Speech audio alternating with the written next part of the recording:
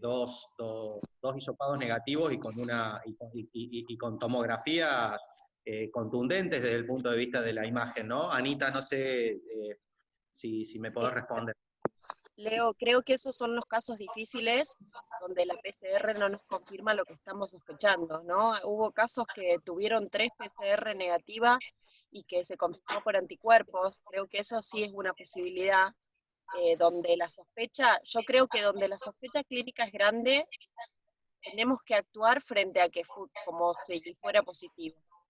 Y más que nada, obviamente, si tiene algún nexo, si es un contacto estrecho. Yo creo que un contacto estrecho con una neumonía bilateral, y la verdad que me quedan muchas dudas que sea otra cosa y no como.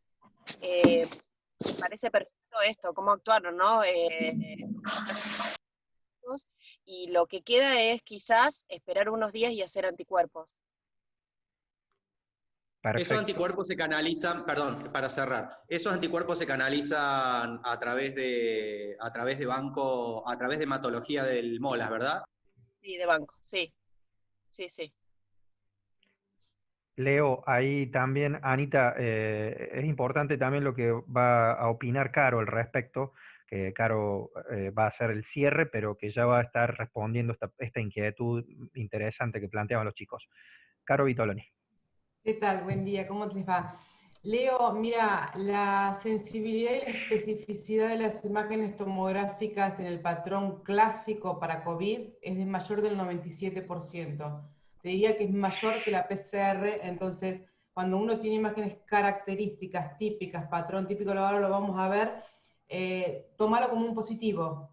De hecho, en muchas partes del mundo, cuando se han acabado los test, los PCR o los test rápidos, se han hecho tomografías y cuando el patrón es característico, clásico, típico de COVID, se los da como positivo. Y por lo que decía recién Ana, la PCR muchas veces te da los falsos negativos en forma consecutiva y no los podés llegar a demostrar por diferentes razones, por la toma de la muestra, por procesos mismos de la PCR. Entonces, si la imagen de patrón es clásica, típica para COVID, es un COVID.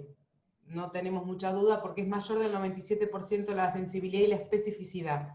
Después lo vamos a ver, le voy a mostrar las imágenes. Así que sí, si ven una imagen en un paciente que tiene la PCR negativa con clínica para COVID, ni le den bola a la PCR, es un COVID. Perfecto, Caro, muchas gracias. Ahí Diego Arroyo nos pedía si podemos poner de nuevo el perfil. Caro, Palina, ¿tenés posibilidad de volver a cargar? Porque es lerdo, no es como el jefe de zona sanitaria 2, acuérdense la zona sanitaria 1 viene más dormida. Pero bueno, quería volver a ver las imágenes. Ahí estábamos viendo algunos comentarios de ustedes. Ahí la cargo. Dale, ahí la Caro. cargo. Espérenme nomás porque no quiero que vean las otras imágenes que tengo en el celular. No, por favor, porque nos quedan unos minutitos más. Recuerden que estamos haciendo 10 minutos de presentación y dejamos unos 5 o 10 minutos más para el intercambio, que es lo que pretendemos. Mientras se va preparando... 4 minutos quedan. Nos quedan 4 minutos. Mientras Caro trata de buscar la imagen, dejamos el audio abierto y el chat abierto para que ustedes sigan preguntando o aportando. Ahí está, Diego.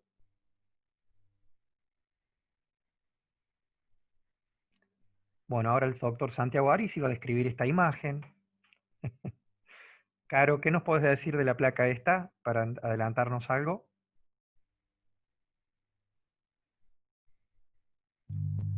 ¿Para qué si tenemos una tomografía? ¿No tienen una tomografía hecha? Perfecto. Dejemos de mentir con la placa de tórax, por Listo. Dios. Pon el Pidan- video de la tomografía. Recuerden, chicos, pedir todas Claro, las tomografías. El tema que yo pido la placa para verla, porque la pregunta es, un paciente que dentro de todo saturaba bien, que tenía un test positivo, y esa placa, si es, cuán necesario es hacer la tomografía, pensando también en el viaje, la exposición de la gente de salud, o sea, más que todo preguntando en qué momento sería la indicación de la tomografía. No sé si en todos los pacientes tenemos que hacerle tomografía. No. ¿En qué momento buscar la indicación de la tomografía o cuando nos deja duda la placa?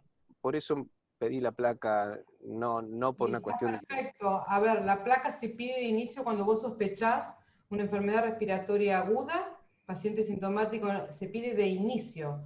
Así que está perfecto. El tema es que la sensibilidad y especificidad que va a tener la placa no te va a decir mucho.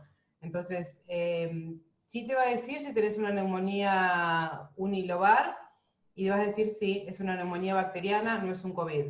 Tengo un derrame pleural bien característico, es una neumonía, no es un COVID.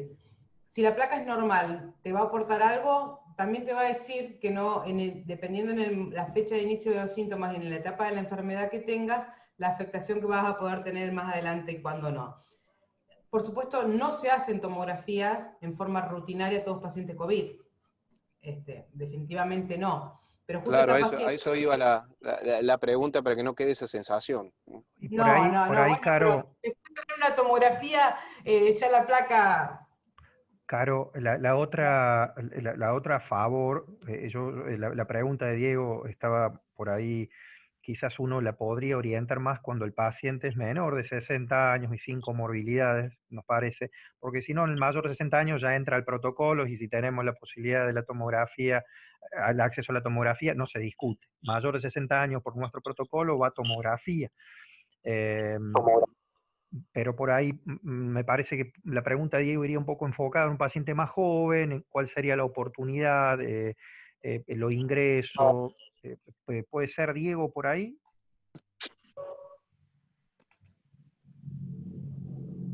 Caro, ¿alguien que quiera opinar? No, yo creo que la indicación de la tomografía está dada, depende del cuadro clínico del paciente. No nos dejemos de olvidar que no son imágenes, son pacientes. Entonces, dependiendo la clínica del paciente, el laboratorio del paciente, es el momento en que se indica la placa. Como vos dijiste, paciente mayor de 60 años con factores de riesgo para enfermedades graves para COVID, sí estaría indicada si el paciente, por ahí un tiempo antes. En pacientes más jóvenes, donde no tienen riesgos asociados para enfermedades graves por COVID, por ahí, digamos, la indicación de entrada es la radiografía, ¿sí? Para descartar las otras patologías asociadas, y sí, para ver la afectación parenquimatosa, así no hubiesen imágenes. Si no hay imágenes, en la radiografía nos está diciendo algo.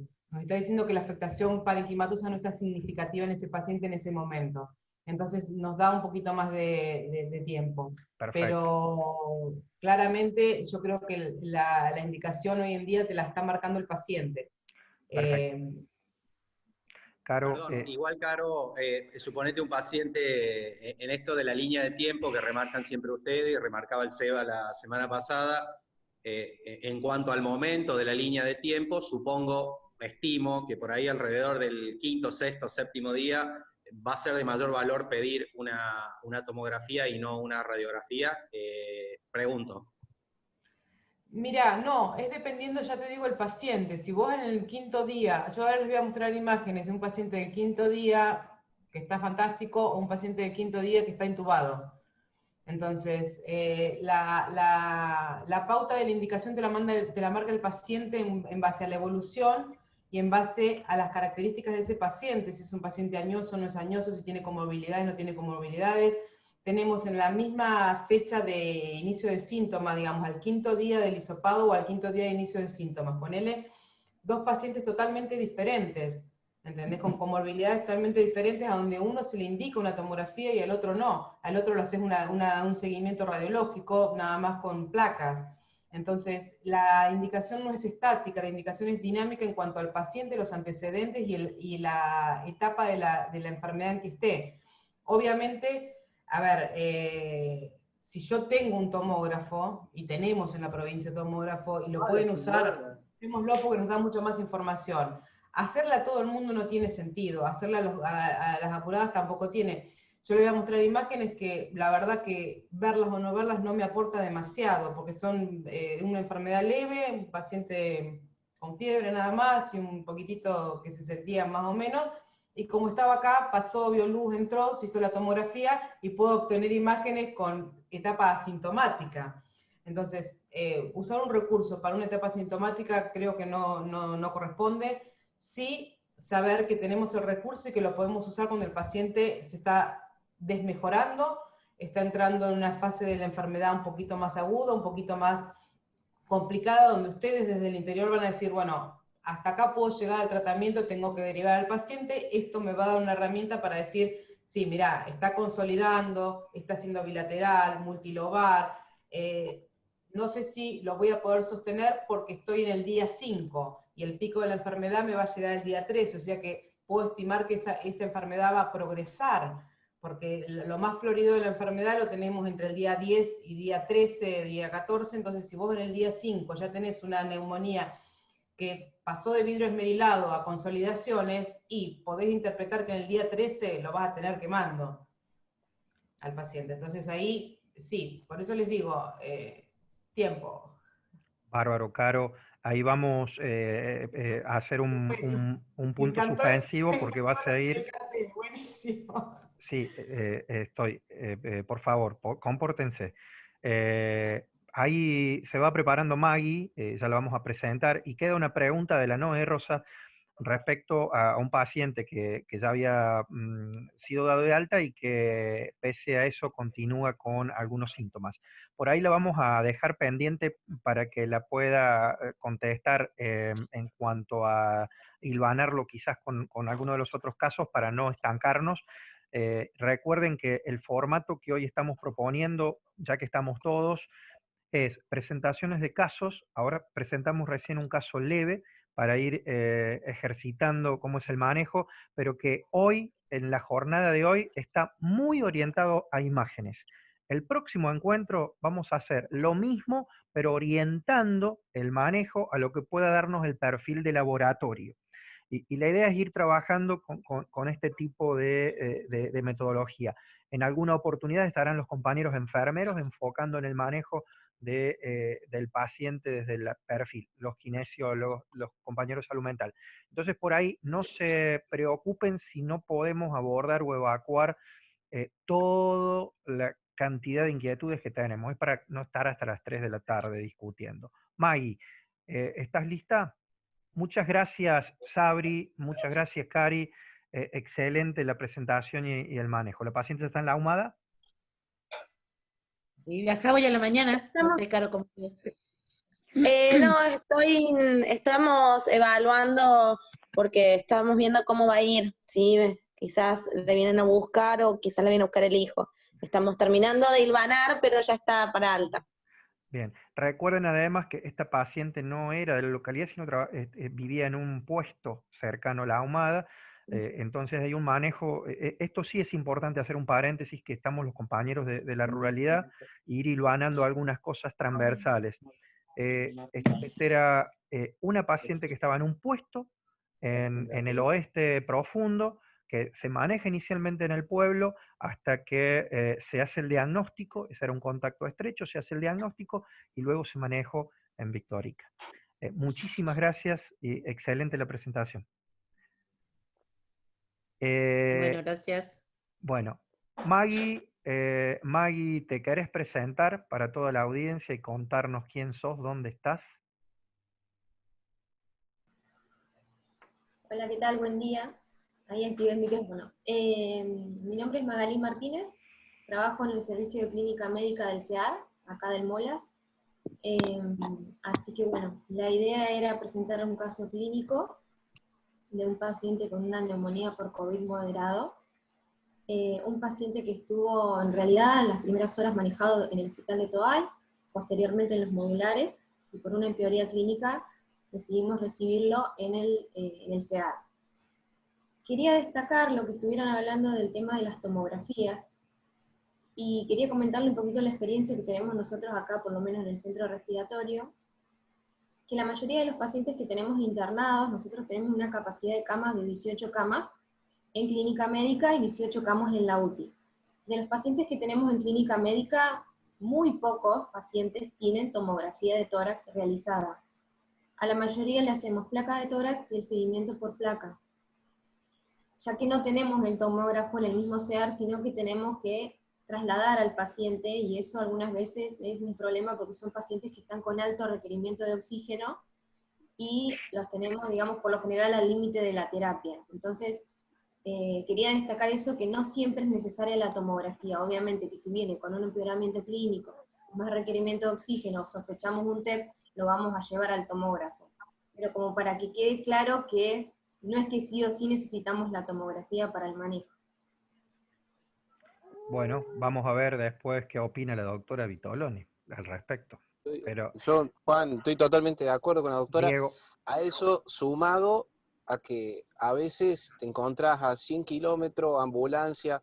Por eso está bueno esto, y que la doctora después seguro nos va a aclarar todo. por eso Por el hecho, yo disculpen, no quiero, lo que quiero es crear el debate, vamos a generar el debate, pero vamos a hacer las presentaciones primero, porque si no se nos van a retrasar las presentaciones, vamos a estar hasta las 12 del mediodía. Entonces le propongo, hacemos las presentaciones y después dejamos todas las discusiones para el final. Me parece genial que nos saquemos los ojos al respecto. Yo creo que de esto depende que nosotros acordemos un protocolo.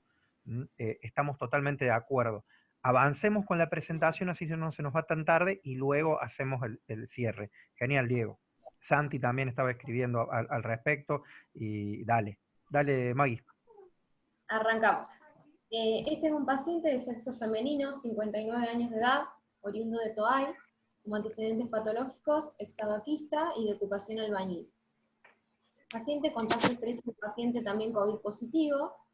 Él refería comenzar con síntomas, había comenzado con malestar general, con mialgia, cefalea y fiebre, el día 26 de octubre, por lo que consulta el día 27 al hospital de Toay y se programa el hisopado para el día siguiente.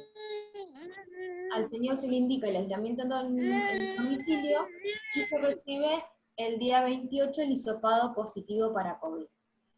En ese momento lo ven en el hospital de Toay, continúa el aislamiento en el domicilio, no tenía criterios de internación, pero el día 31 de octubre, es decir, a los 5 días de haber iniciado el cuadro COVID, ingresa al hospital de Toay y deciden internarlo por la persistencia de la sintomatología y por el agregado de una disnea de esfuerzo y tos seca. Al examen físico se encontraba con sibilancias aisladas en ambos campos pulmonares, saturando 94%, le realizan un laboratorio y una placa de tórax. La placa de tórax del hospital de Toay no la pude obtener por el sistema, pero por lo que evolucionan los médicos que la recibieron, no tenía, digamos, patrones que llamaran la atención. Por aumento del requerimiento de oxígeno al paciente, deciden derivarlo a los modulares en ese momento, porque no teníamos cama ahí en el CEAR. En los modulares evoluciona con buena dinámica ventilatoria, con una hipoventilación generalizada, y en ese momento el paciente estaba febril y con oxígeno a bajo flujo. El día 1 de noviembre es el día que tenemos, digamos, la primera radiografía, que por lo menos la que se puede ver por el CIS, en donde, bueno, se ven el patrón del infiltrado intersticial bilateral, pero el paciente, 3 días después, evoluciona con desaturación, con taquipnea, con taquicardia, saturando 90% con una máscara de reservorio, con rales bivasales y con un estado ácido-base que estaba en insuficiencia respiratoria, con una PAFI de 69, por lo que en los modulares indican la pronación con una mejoría del 95%, con poca tolerancia del paciente al decúbito prono.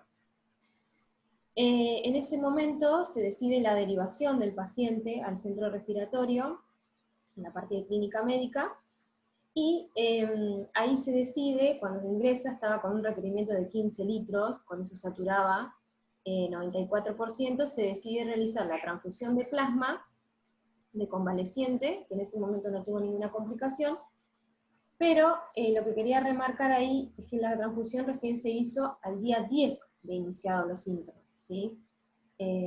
Por lo general lo que recomiendan con respecto a la transfusión de plasma es hacerlo lo más antes posible, entre los 7 a 10 días, y en realidad se obtienen mejores resultados dentro de las primeras 48 horas de haber iniciado el cuadro. Lo que pasa es que a veces pasa esto, los pacientes tienen buena evolución los primeros días, y como decía la doctora Vitoloni, se van complicando más hacia el día 10, hacia el día 13, que es cuando empiezan a requerir más cantidad de oxígeno, que ahí, digamos, tendrían criterio para la transfusión de plasma.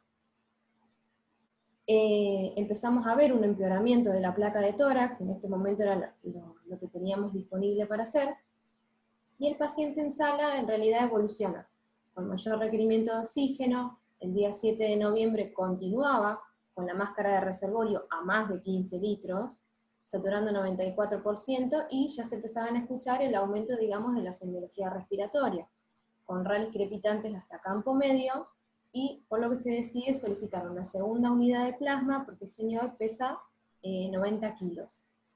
En realidad, por protocolo, si el paciente pesa menos de 70 kilos, habría que pasar a una unidad de plasma, y si pesa más de 70, pasarle 2 unidades.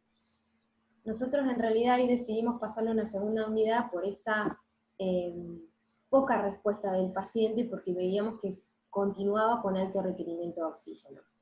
Eso fue en horas de la mañana. En horas de la tarde, cuando tuvimos el laboratorio, vimos que el paciente continuaba con gases arteriales con una insuficiencia respiratoria hipoxémica, había aumentado el dímero D a un valor de 49.000, el dímero D tiene un valor de corte de 500, o sea, estaba recontra aumentado, por lo que ante la sospecha de TEP decidimos anticoagularlo con enoxaparina a dosis de 1 miligramo kilo cada 12 horas. Eso fue el día sábado. Al día siguiente, el día domingo, se programa la tomografía, se lleva al tomógrafo el paciente, en donde se ven, por un lado, en la tomografía de tórax, el infiltrado intersticial bilateral, más tendiente a la consolidación, yo supongo que era por la cantidad de días de evolución que tenía el paciente de COVID, y en la tomografía se ve un TEP a nivel de la arteria segmentaria inferior derecha, que, bueno, era la responsable del cuadro. El paciente en un primer momento, cuando vuelve el tomógrafo, estaba hemodinámicamente estable, pero a los 2 días el paciente evoluciona con desaturación, saturando 80% a pesar de continuar con la máscara de reservorio 15 litros, mala mecánica ventilatoria, continuaba en insuficiencia respiratoria y se vio un aumento del lactato, una hiperlactatemia de 3.4, por lo cual pasa a UTI con el diagnóstico de un síndrome de distrés respiratorio agudo y la insuficiencia respiratoria.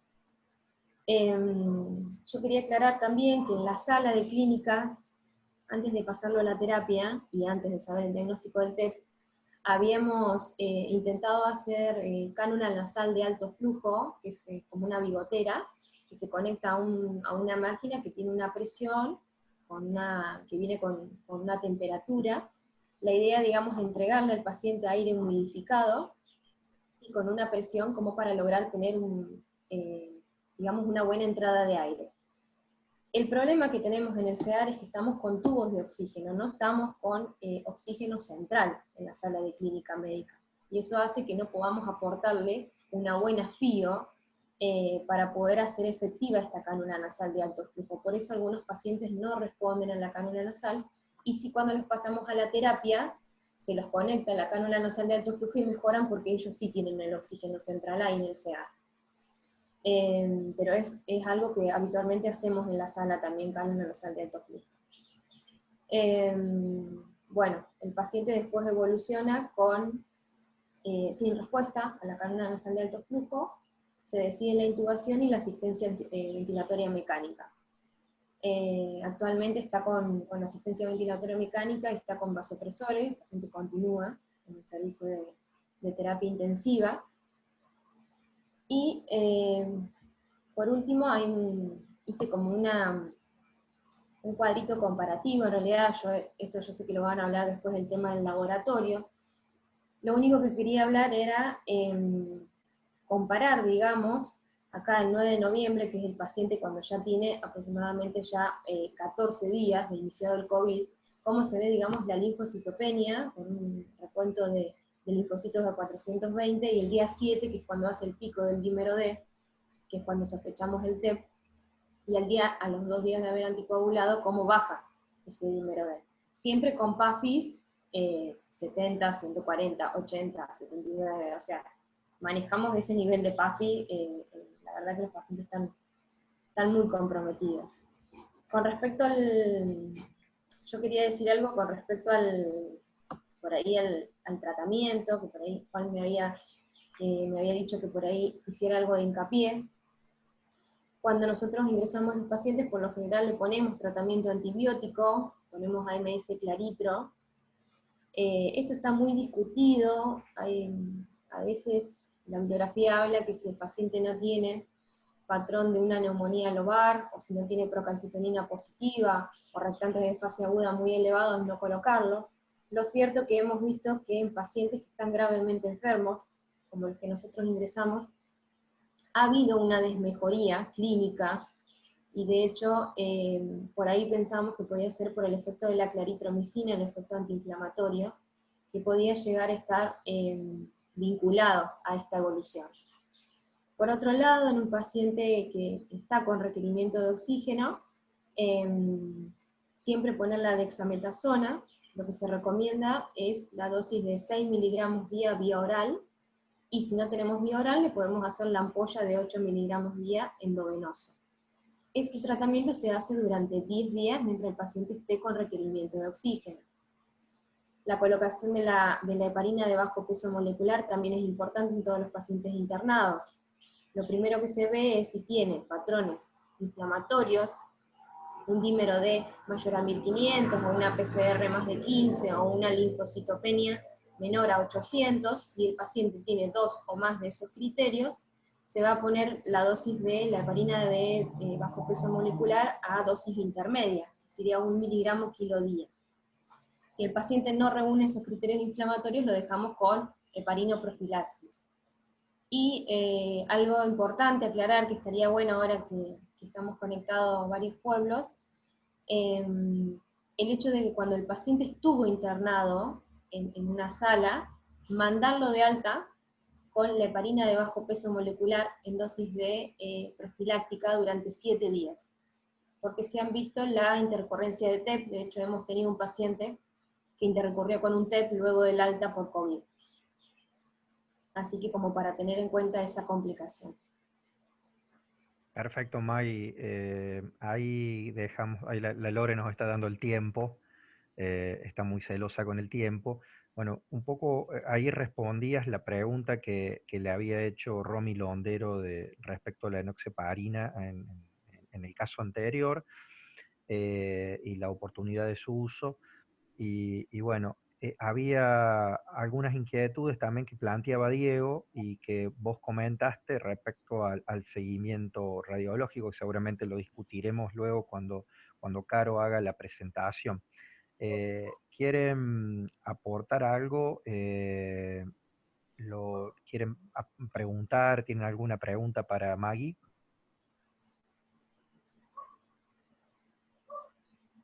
Los chicos de TUAY, es paciente de TUAY. Ahí lo veíamos recién a Jorge. Dani Volpe. Sí, ¿qué tal? Buen día. Sí. Acá hay una pregunta, perdón, en el chat que me parece importante. Preguntan si la enoxaparina se agregó con el diagnóstico de TEP o ya estaba indicado. El paciente tenía la indicación de la enoxaparina ya desde la internación en los modulares, quería aclarar eso, y cuando entró a clínica, como ya lo vimos, digamos, con patrones, primero se puso la dosis de profilaxis con respecto al peso del paciente. Por eso nosotros hacemos un seguimiento más o menos cada 2 o 3 días, dependiendo cómo está el paciente, con un protocolo COVID completo, con los parámetros inflamatorios. Como vimos que se fue comprometiendo esa parte, subimos la dosis, la enoxaparina, la dosis intermedia de 1 miligramo kilo día. O sea, el paciente, aún habiendo estado con la heparina de bajo peso molecular, intercurrió con el TEP. Perfecto, Maggie. ¿Dani? Sí, ¿qué tal? Buen día. Hola, Juan. Hola a todos. A nosotros nos crean alguna duda, que por ahí lo hemos conversado en algún momento con la gente de Clínica Médica del CEAR, es lo siguiente, porque muchas veces no tenemos, y sabemos que en todos los hospitales, inclusive más en el MOLAS, que por ahí se maneja mucha más cantidad de enoxaparina, que muchas veces tenemos los faltantes de enoxaparina. Y mi pregunta era si el paciente, como dice Maggie, que todos se van con enoxaparina a la casa de 40 miligramos por... y mi duda es si pueden irse también con heparina sódica. Según lo que dice la bibliografía, se pueden utilizar cualquiera de las 2 heparinas, Dani, no hay un beneficio mayor a una que la otra. Lo único que decía era como que parece que tiene como un efecto más antiinflamatorio, la heparina de bajo peso molecular, pero no se sabría bien el mecanismo de acción. Bueno, perfecto, sí, porque En realidad uno lo manda también con enoxaparina por una cuestión de que se pone una sola vez al día, viene una jeringa prellenada, y es Tal mucho cual. más sencillo para poder administrarlo, tanto para el manejo en el hotel, como algunas veces cuando el paciente se va a la casa y va alguien a colocársela, más que nada por una cuestión de eso, pero sabemos también que el costo de la heparina de bajo peso molecular es mucho más alto que la heparina no fraccionada, ¿no? Pero bueno, por ahí, capaz que para cuidar un poco el recurso del hospital y el recurso de la provincia, quizás tendríamos que empezar a seleccionar por ahí esos pacientes que se van al hotel y que quizás mandarlos con heparina sódica, ¿no? Por ahí hacer esa prueba si es que se puede, ¿no es cierto? Porque ellos en el hotel tienen, por lo menos en Santa Rosa tienen una enfermera que se lo va a colocar, y habitualmente no va una sola vez al día, sino que va entre 2 o 3 veces al día, y aprovechar esas oportunidades para que puedan colocarle esa heparina sódica, digamos, los 5.000 unidades 2 veces al día, ¿no es cierto? Sí. Bien, eso después va a ser interesante que se pueda ir discutiendo para ir teniendo nuestro protocolo, y a su vez también los hospitales de referencia que están internando pacientes tengan la previsibilidad para ir contando con ampicilva, claritro, las opciones a parinoprofilaxis o enoxaparina. Eso es importante también ir interpretando y por ahí no sé si no hay alguna otra pregunta. Sí, Juan, Dale, Gustavo. hola, ¿cómo están? Buen día. Buen día. Con la experiencia personal del brote, me interesaría saber el uso de la claritromicina, porque la verdad que nosotros no tuvimos ningún tipo de complicación, no puedo compararme con el CEAR, por la cantidad de pacientes, pero bueno, la asociamos en casi todas las internaciones y no nos fue para nada mal. Bueno, quería saber si hay algo sobre la suspensión o no de la claritromicina. Solo eso. Nosotros también, Gustavo, por lo general dejamos 7 días la moxiclaritro, y si el paciente continúa con parámetros con procalcitonina aumentada, por ahí la dejamos 10 días al tratamiento antibiótico completo. Pero sí, solemos dejarla. Anita, ¿tenés ganas de Gracias. abrir? Gracias, Gustavo. Yo ya estoy trabada con este tema, pero voy a seguir discutiendo mucho la utilización de los antibióticos.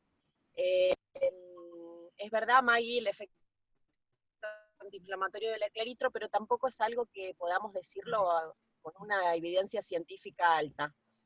Creo que si hacemos los tratamientos antibióticos, suspenderlos tempranamente, cercano al 5.º día y en el 7.º día en el grave, valorar si vamos a usar sulbactam y por qué vamos a usar sulbactam, o sea, si el paciente es EPOC, si el paciente tiene algún criterio para tener una hemófilo, para tener una moraxela que pueda ser productora de BLE. Creo que el tema del antibiótico hay que seguirlo discutiendo, si tiene proca negativa, si tiene un infiltrado lobar, si no tiene un infiltrado lobar y tiene proca negativa, discutirlo. Creo que yo me lo sigo preguntando. Tengo ganas de que usemos un poquito menos antibióticos porque lo estamos viendo con los gérmenes multiresistentes. Y Anita, estamos viendo que los hemocultivos son todos negativos de los pacientes. También. Gente, otro dato. Un solo paciente con un neumo, uno solo, y falleció. Porque ahí está en una balanza, ¿no? De decir, esperamos a empezar el antibiótico sabiendo que la mortalidad aumenta después de las 8 horas en la neumonía bacteriana, pero bueno, con una proca negativa, sin un infiltrado, con alta sospecha de COVID solo, sin un paciente que esté febril persistente, creo que hay que empezar a charlarlo, a protocolizarlo y a evaluar cada caso en particular. Bien, si a ustedes les parece, porque la verdad que es muy interesante la discusión de lo que es lo terapéutico y es lo que queremos ir, que se vayan sumando los contenidos y el aporte de la experiencia de quienes hoy están manejando más pacientes en el caso de los moderados.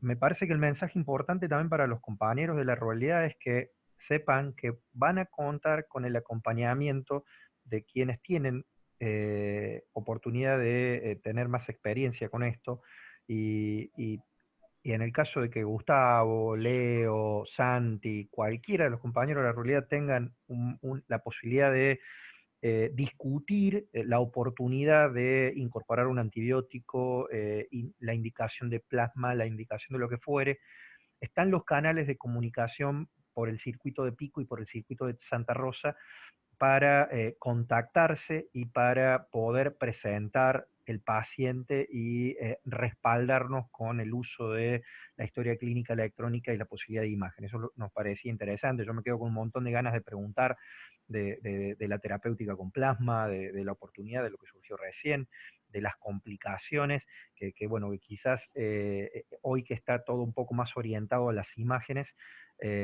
no vamos a poder profundizar.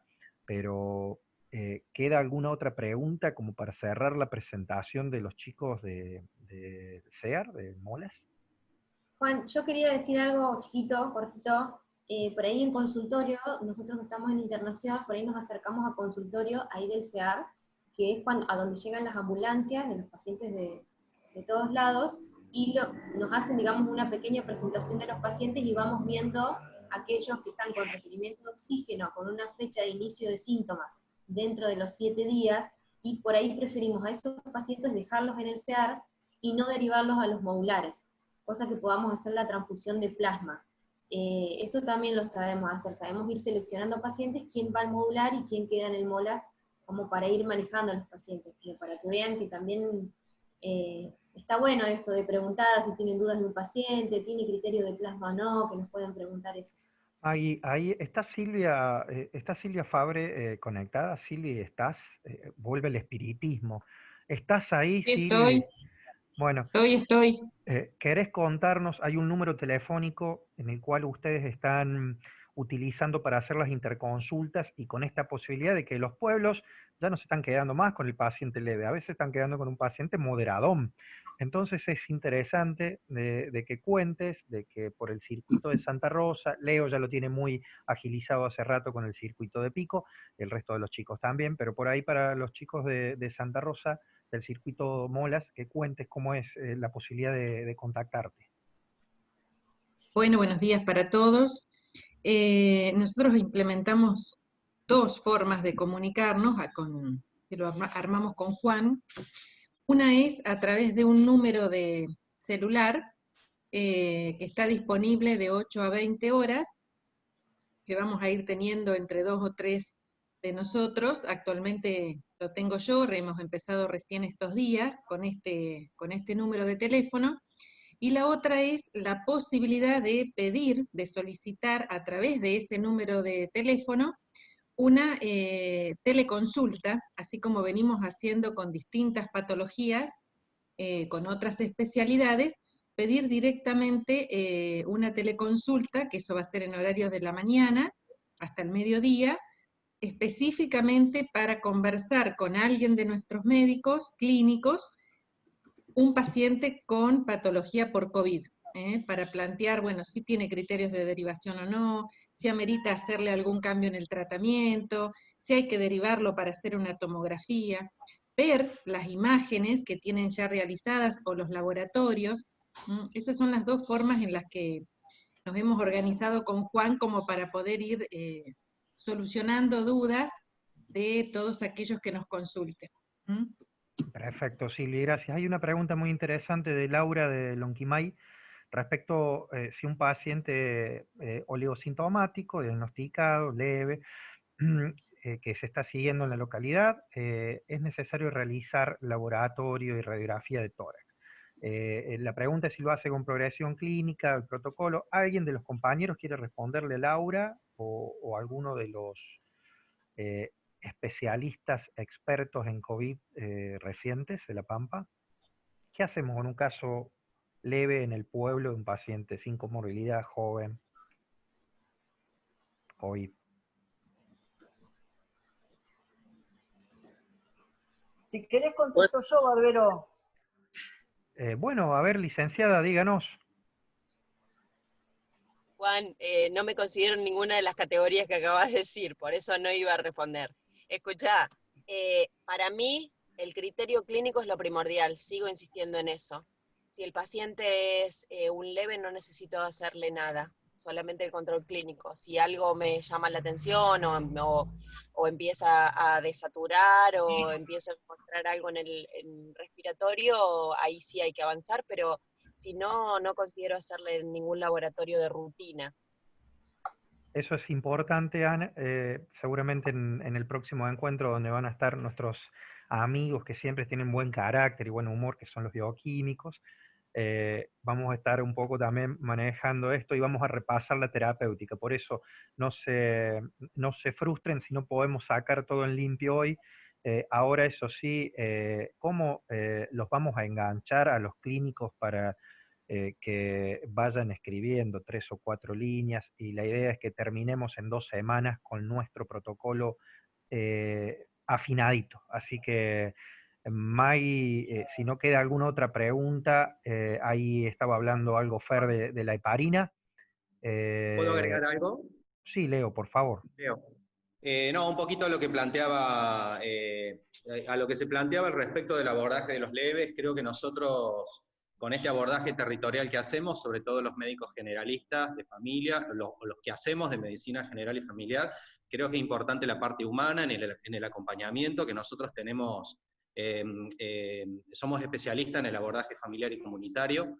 A veces manejar la incertidumbre, recordemos que mientras estemos en un lugar de menor complejidad, los niveles de incertidumbre que manejamos son mayores y es tarea nuestra también convencer a esa persona que tiene una subjetividad armada con respecto al COVID, que escucha que se mueren, que están en terapia, que les pasa a pacientes que le pasan plasma y esto que aquello, es la tarea y lo artesanal de esto, de convencer a ese leve que tranquilamente va a poder estar en su domicilio, y que el médico que lo está siguiendo tiene todos los elementos para coordinar, y como nosotros decimos, me comuniqué con Feroglio, me comuniqué con la infectóloga de Santa Rosa, lo coordiné con tal, lo coordiné con cual, y todos esos elementos hacen a la confianza en el manejo del caso leve, que por más que sea un caso leve, a veces la complejidad familiar hace necesario desplegar toda una serie de estrategias para convencerlo realmente que es un caso leve. Solo eso quería aclarar. No, perfecto, Leo, y de esto se trata en construir de quienes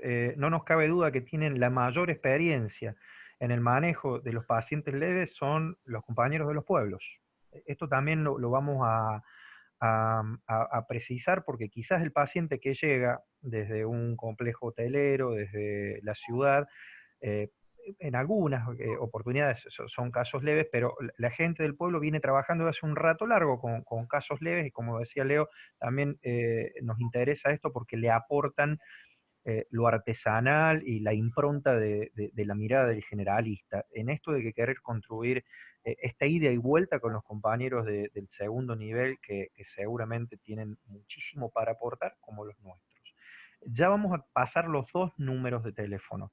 El número de teléfono de la línea de Pico, el número de teléfono de la línea de Santa Rosa, y además el número de teléfono del Hospital Evita, mientras va calentando motores la doctora Vitolone. Lore Carasay, te voy a pedir que estés muy atenta a los tiempos, porque si no van a ser las 6 de la tarde y Vitolone va a seguir hablando. Es lo primero que te voy a decir. No sin antes agradecerle a Maggie, que anoche terminó muy tarde de trabajar y ya tenía preparada su presentación, y la verdad que bueno, el equipo de los chicos de Silvia, de Maggie, de Dani, son más que, ni hablar de buenos médicos, buenos tipos a la hora de preguntar, como cuando nos tocó el fin de pasado con el SEBA. Hasta inclusive hemos roto fronteras. Eso también es importante para nuestros rurales. Gente de la zona 1 a veces se comunica con el Seba Feroglio, los modulares, lo vemos indistinto, estamos a un lado, vamos a Levita.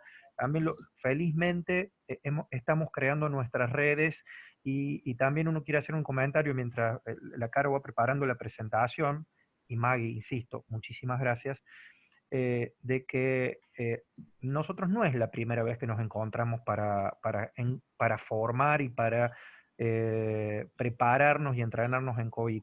Lo venimos haciendo desde marzo y Y sí creo que nos agarra un poco sobre la marcha lo terapéutico, eso es algo reconocido, pero quizás nos encuentra en un momento donde estamos muy predispuestos a adquirir conocimientos y a formarnos y a entrenarnos. Ahora estamos acá y estamos, mientras entrenamos, seguimos estudiando y aprendiendo de los compañeros. Eso también es de rescatar. Caro Vitoloni, ¿tenés la presentación? Gracias, Maggie. Gracias. Acá estoy. Ya vamos a hablar, mientras Caro prepara, ya vamos a hablar de lo terapéutico, de lo que nos quede. Vamos a ir mellando siempre lo terapéutico dentro de las presentaciones. Bueno, Caro, Hugo Cobos nos decía que estaba complicado en su guardia, por eso iba a ver si se podía conectar sobre el final, que es nuestro otro especialista estrella. Pero bueno, estamos con la más mejor, que es la Caro Vitoloni. Yo quiero aclarar, me encanta esto de poder trabajar en equipo. Somos 3 gatos en La Pampa, siempre digo, cuando yo trabajo mucho en Mama, digo, somos 3 gatos y nos tenemos que poner de acuerdo para trabajar en equipo porque el único que se beneficia es el paciente.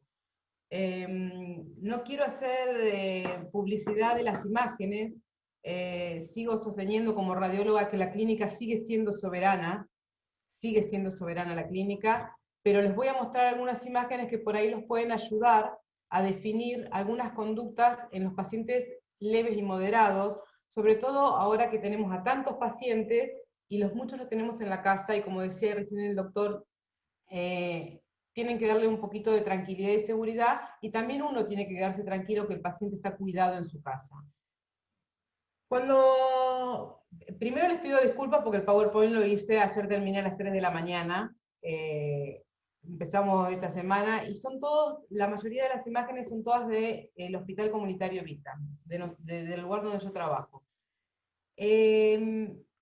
Nosotros empezamos a hacer, de expertos no tenemos nada, empezamos a hacer imágenes en tomografías de COVID el 24 de octubre, o sea, las imágenes que les voy a mostrar son de los últimos 15 días, no de hace 6 meses, porque antes el MOLAS estaba dedicado a COVID y nosotros nos estábamos dedicando a los no COVID.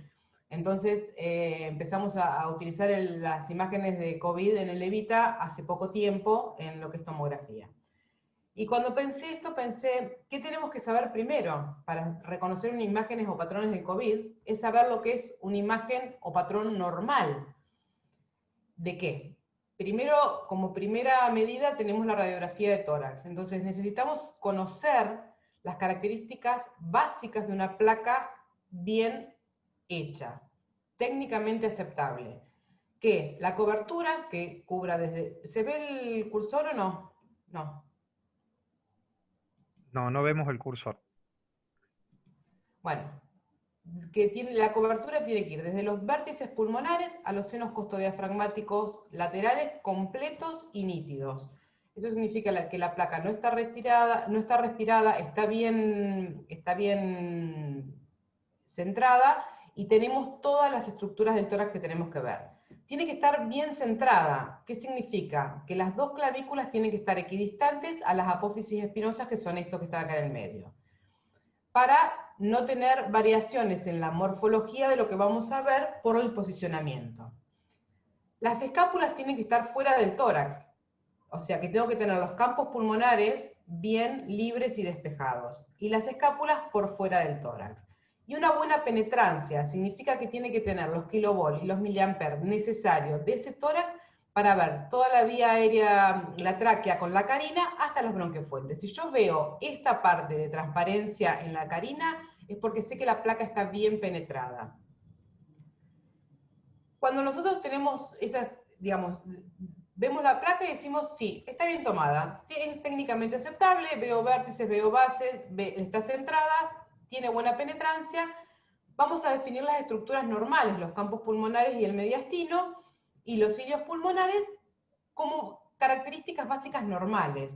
Y decidimos si lo que nosotros encontramos o vemos va a corresponder a la patología o no. Estas son, ya les digo, son todas imágenes de Levita. Esa es una placa normal de Levita. Esta es otra placa normal de Levita que también tenemos que reconocer como normal. Acá vemos la superposición de las sombras mamarias. pero acá tenemos mayor transparencia que acá. Entonces, ¿podemos decir que acá tenemos hipotransparencia? No. En realidad, como tenemos una rotoescoliosis, vemos que apoya más de un lado que del otro, entonces esto también es normal. Esta también es normal, tenemos más hipotransparencia porque es una paciente más gordita, y esta también es normal.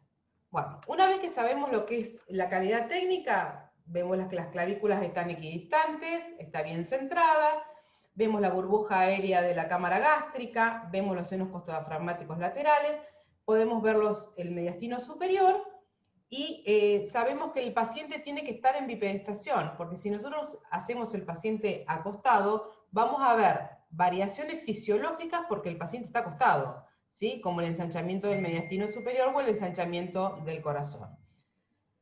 Que en realidad no es un ensanchamiento real, es una formación de imagen. La magnificación, según si se toma postero-anterior o antero-posterior, esto es muy habitual de ver. Esto no es que tenga una cardiomegalia, sino que la adquisición de la imagen es antero-posterior y esta es postero-anterior como debe ser. Y muchas veces los equipos portátiles no te dan la mejor calidad como les mostré las primeras. Las primeras imágenes están hechas en un equipo fijo, no en un portátil. Otra de las variables que tenemos que decirle a nuestros técnicos es la inspiración. En los pacientes con neumopatía me van a decir, bueno, sí, algunos no respiran. Sí, totalmente. Entonces tenemos que saber que esa placa está en inspiración o no está en inspiración. ¿Por qué? Porque aumenta la trama vascular y aumenta las hipotransparencias, que son, ya les digo, imágenes superpuestas, no son patología real. Cuando tenemos una inspiración correcta, que vemos por lo menos 6 arcos costales anteriores o de 9 a 11 arcos costales posteriores, sabemos que esa placa está bien respirada. En cambio, si tenemos menos de 6 arcos costales o tenemos menos de 9 arcos costales posteriores, sabemos que esa placa no está bien inspirada, y muchas de las imágenes de hipotransparencia que podemos ver son por la inspiración, no por la patología. Y pueden hacer falsas imágenes de condensación. Entonces, una placa, esta es la misma paciente. Esto lo saqué porque no tuve tiempo de buscar, nosotros tenemos un montón de imágenes y todos los servicios de imágenes tenemos, porque no todos los pacientes en la primera disparo te respiran bien. Lo saqué de internet. Este es el mismo paciente donde la placa no está inspirada y vemos una hipotransparencia, digo yo, no una condensación, porque en realidad es una hipotransparencia por falta de inspiración, que cuando se hace la placa correctamente y se inspira correctamente, desaparece. Y esto es para mostrar que las clavículas tienen que estar equidistantes a la línea media para que no haya rotaciones de la caja torácica. Y simulen ensanchamientos mediastinales, o aortas elongadas desenrolladas, o hilos pulmonares, o cardiomegalias, o un montón de, por ejemplo, acá hay mayor transparencia en este campo pulmonar que en este, pero es por movimiento, digamos, por rotación del paciente en el momento de realizar la placa. Y la otra es la penetrancia en la imagen. Digamos, yo les pido que ustedes como médicos clínicos, como médicos tratantes, si tienen una imagen donde ven que hay fallas técnicas de esto, pídanle al técnico que vuelva a repetir la placa. Porque si yo obtengo esta placa blanda, no me sirve, y si obtengo esta placa dura o quemada, no me sirve. Porque acá me puede simular un montón de cosas que no existen, y si yo no veo la carina hasta en forma completa, o acá, donde ya veo la carina, los bronquios, todo, pero no veo el parénquima pulmonar, no me va a aportar absolutamente nada. Me va a decir, no tengo consolidación. Y en realidad pudo haber quemado, y sobre todo en los patrones de COVID que son muy sutiles en lo que es radiología. Entonces, si ustedes ven que alguna de estas características técnicas no la tienen, la placa que le realiza a su paciente, vuelvan a repetir la imagen. No tengan la menor duda. El técnico al principio les va a poner, pero a la cuarta vez, el técnico sabe perfectamente cuáles son las características que tiene que presentar una placa, y si no lo hace, a la cuarta vez les puedo asegurar que la va a repetir solo antes de que ustedes la vean. ¿Qué pruebas radiológicas tenemos para COVID? Tenemos la radiografía y la tomografía. La radiografía de tórax puede ser normal hasta en 50% de los pacientes, o sea que nos puede decir que no vemos nada, o que no tiene imagen radiológica. ¿Y cuáles son los hallazgos sugerentes en la radiografía? Los mismos que en la tomografía, nada más que la sutileza en la visualización es diferente. La distribución tiene que ser bilateral, tiene que ser periférica, tiene que... se pueden ver como tenues opacidades focales mal definidas o opacidades mal definidas con aumento de la opacidad difusa o patrón intersticial focal o difuso o patrón intersticial alveolar, según la evolución del paciente en el momento que se adquiera la imagen. Entonces, es el método, hay que destacarlo como método de imágenes inicial porque es muy accesible, es portátil. Este bicho es muy contagioso y no tenemos la posibilidad de imágenes de alta resolución en un lugar seguro. Les cuento la experiencia nuestra, tenemos en el hospital, no solamente hay un solo tomógrafo, sino que ese tomógrafo lo manejan 4 personas. O sea, tenemos que proteger tanto al equipo como proteger al personal, porque de hecho ahora tengo aislado un técnico y somos 3 los que manejamos. Aislamos 2 más y nos quedamos sin estudio porque no tenemos quien nos maneje el equipo. Entonces, si bien es una herramienta fabulosa, la placa es una herramienta accesible. Tenemos los portátiles que nosotros lo dejamos en el respiratorio y lo tenemos como un equipo sucio, entonces tenemos la accesibilidad de una imagen rápida, segura, y que no vamos a poner en riesgo más personal de salud. Y es indiscutiblemente la indicación inicial de cualquier patología respiratoria, la radiografía, no la tomografía. Bien, acá les muestro, este fue nuestro primer paciente, allá y a lo lejos, que fue al hospital, a la guardia. Esta placa está hecha con un portátil en el respiratorio, y está bastante linda a lo que son las placas de los portátiles en pacientes acostados, en pacientes tirados arriba de la camilla, o sentados, o como se puede. Pues nosotros hicimos un potterbuki de madera, que les recomiendo, es muy bueno, lo hizo mi marido, con diferentes ranuritas. Entonces ponemos en una habitación común y corriente el portátil, colgamos el cuadro potterbuki y podemos hacer al paciente con una mejor calidad de imagen. Porque si ustedes ven las imágenes, que seguramente los chicos del CEAR están más cancheros en ver imágenes de baja calidad radiológica por la condición del paciente y el lugar donde se hacen. Entonces vos me decís, sí, miramos la calidad técnica, tenemos que repetir todas. 100% repetir, repetir, repetir, repetir. Pero bueno, hay ciertas cositas que, por ejemplo, yo a la tercer portátil que hicieron en el respiratorio dije, no, esto lo tengo que solucionar. Hice un potterbuki de madera y lo colgué al cuadro, y ahí colgamos los chasis. Entonces, por lo menos tenemos un paciente en bipedestación, donde puede respirar mejor y donde puede posicionar los brazos mejor para sacar las escápulas y darnos un poquito más de chance de ver algo más. Este paciente tenía tenues opacidades, que lo miramos tanto porque era el primero, que ustedes me dicen, ¿dónde las ves? Sí, ¿dónde las veo? Acá, acá, acá, acá, acá, y lo miramos con muchas ganas, es verdad. Fue hecho el 23, el paciente nos negaba, nos perjuraba que no había tenido nexo epidemiológico. En esa época teníamos 5 casos positivos en toda La Pampa, más o menos, y el señor estuvo 6 horas negando, hasta que nos dimos cuenta que en el CIS tenía un hisopado positivo de hacía 3 días. El señor negando en forma rotundo, y hacía 3 días que estaba positivo, estaba aislado, no lo había dicho, había ido a la guardia porque había empezado con dificultad respiratoria. Entonces, podemos tener esta placa que no nos dice mucho, y sí nos dice mucho la clínica y el CIS. Esta paciente ya venía con una enfermedad respiratoria más importante, también es hecha con un portátil. No la pudimos posicionar correctamente, pero es una placa excelente para lo que es la afectación pulmonar bilateral difusa y multilobar que tiene, y cómo venía ni les cuento. Este paciente es del CEAR. Estas son las placas que ellos ven, que me partieron el alma, porque ayer estuve hasta las 3 de la mañana buscando una linda placa. No la encontré. Quiero que sepan que no la encontré, porque tienen los pacientes hechos fruta. Entonces, hacen lo que pueden con lo que tienen. Yo lo que les voy a mostrar estas imágenes también para que vean una realidad y una idealidad. La idealidad es lo primero que empecé a hablar y esta es la realidad. Cuando ya tenemos un paciente totalmente comprometido, un paciente con consolidaciones bilaterales, multifocales y multilobares, intubado. Y este es otro paciente, acá les puse los cosos para que vean que son todos pacientes nuestros de salud pública. Cómo fue la progresión desde el día 25 de octubre, cuando tiene la primera imagen,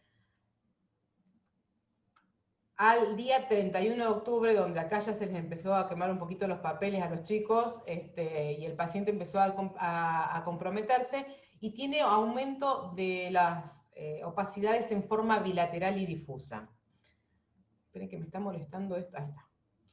Otro paciente, que acá tenemos el día 6 de noviembre, son todos pacientes recientes, el día 7 se lo hisopa y le da el resultado positivo. Esta es la placa del día 6, donde lo único que veíamos era este patrón intersticial, un poquito tomado de los pelos, también realizado con portátil. Esta es la placa realizada el día 10 del 11. Si alguien se desbloquea y me dice cuál es la alteración más llamativa, se gana un asado en Santa Rosa en mi casa.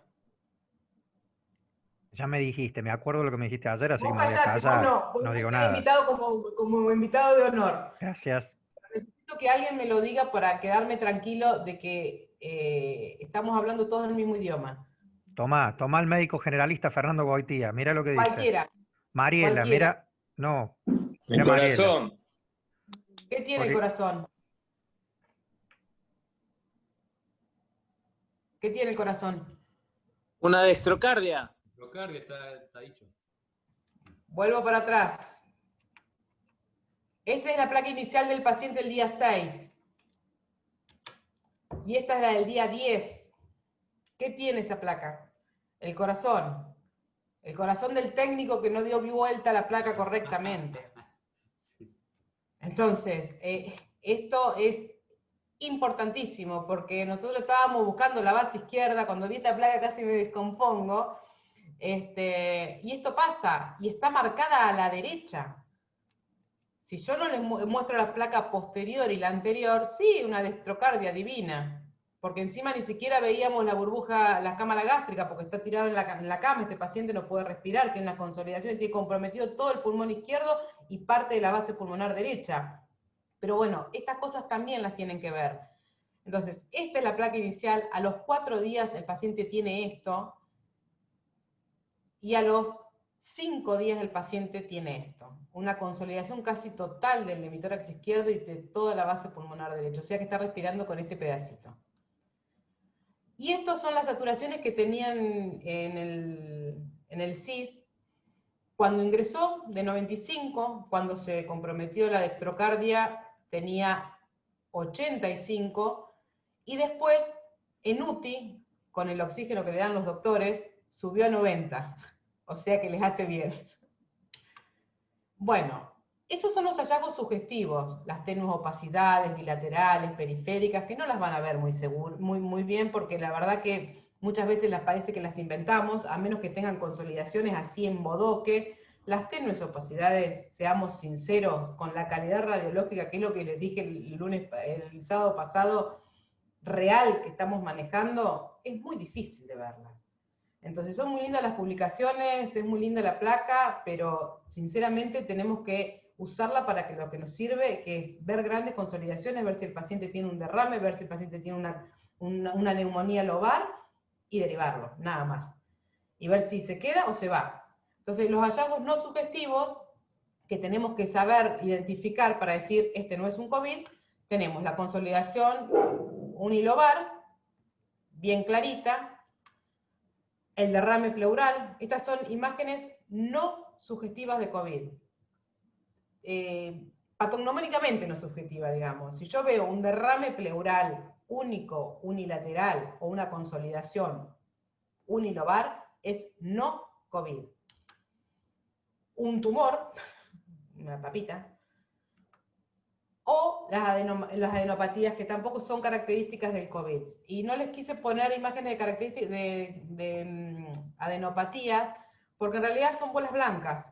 Todo es bola blanca y bola negra en radiología. Entonces, con que les muestre la distribución de los ganglios, dónde tienen que ver esas bolas blancas, me pareció más productivo. Si ustedes ven bolas blancas por acá arriba, o por acá, o por los cilios pulmonares, mediastino superior, esas son adenopatías, es otra característica de los no COVID. Y en lo que es tomografía, tiene una sensibilidad y una especificidad, que era lo que hablábamos hoy, altísima, del 97%.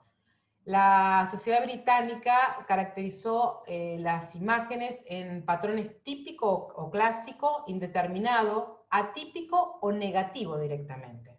Que era lo que yo les decía, si vos ves derrame pleural o una consolidación con broncograma aéreo unilobar, es negativo para COVID. El COVID no se presenta esa característica. Y a veces nos sirve tanto en las imágenes que sí son características como las que nos los descartan en forma determinante. Los patrones típicos en tomo, tenemos el 88% de los pacientes están con vidrio deslustrado o esmerilado, y a menudo inician con morfología redondeada. También las consolidaciones pulmonares, los engrosamientos septales interlobulillales, o el patrón en empedrado mixto, que son los engrosamientos interlobulillares con el vidrio esmerilado. Estos patrones se dan en forma multilobar, periférica, bilateral, basal, a predominio posterior, y yo les diría que al inicio a predominio derecho por la morfología del tórax. Entonces, el patrón clásico es las opacidades en vidrio esmerilado, de distribución bilateral y periférica, focos de consolidación o líneas interlobulillares, asociados o no. O las opacidades en vidrio esmerilado multifocales, con morfología redondeada, con o sin focos de consolidación y interlobulillares. Bueno, basta de descripción, vamos a ver las imágenes, que es lo más lindo. Estos son todos pacientes nuestros. Opacidad en vidrio deslustrado, son bilaterales, periféricas, tienden a ser redondeadas. Consolidaciones, este es un paciente también internadito de los chicos, divina. Consolidaciones bilaterales. Otro patrón, este paciente es nuestro, un paciente en empedrado, donde ves el vidrio esmerilado con el aumento de la estrama intersticial. Y acá les puse un patrón en empedrado para que vean lo que, sacado de internet, no, por supuesto, esto es de la clasificación del Colegio Británico. Bueno, pacientes subclínicos, ¿qué podemos encontrar? Por eso les decía, ¿cuándo van a estar indicados? Nosotros, ya les digo, hace 15 días que empezamos con las tomografías de COVID. Lo que decía recién el doctor, que no me acuerdo el nombre ni quién lo decía, el apoyo familiar y el apoyo psicológico al paciente. Esta paciente se hizo no porque tuviese indicación médica, sino porque la paciente estaba con semejante grado de angustia porque estaba conviviendo con un paciente COVID positivo, una paciente joven, en buen estado general, sin compromiso ni clínico ni de laboratorio, pero con una angustia encima que mamita. Pero bueno, nos permitió tener su imagen de COVID, donde vemos una tenue infiltrado en vidrio esmerilado, pseudonodular, basal, derecho, ahí se los puse más grande para que lo vean.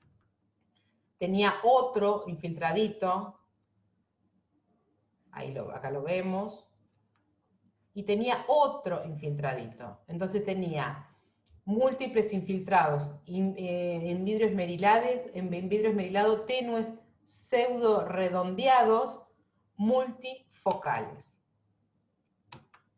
¿Sí? ¿Esta paciente tenía indicación de tomografía? No, por supuesto que no. No lo tenía. La paciente no estaba clínicamente comprometida, pero estaba psicológicamente muy comprometida. Así que se la hicimos por pedido del médico.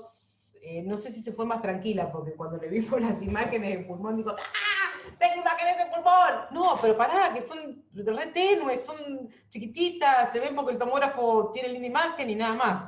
Pero bueno, nos permitió tener, porque el paciente estaba subclínico. Yo le diría que si la paciente no sabía que estaba conviviendo con un COVID, estaba asintomática, en realidad, porque los síntomas eran más psicológicos que físicos.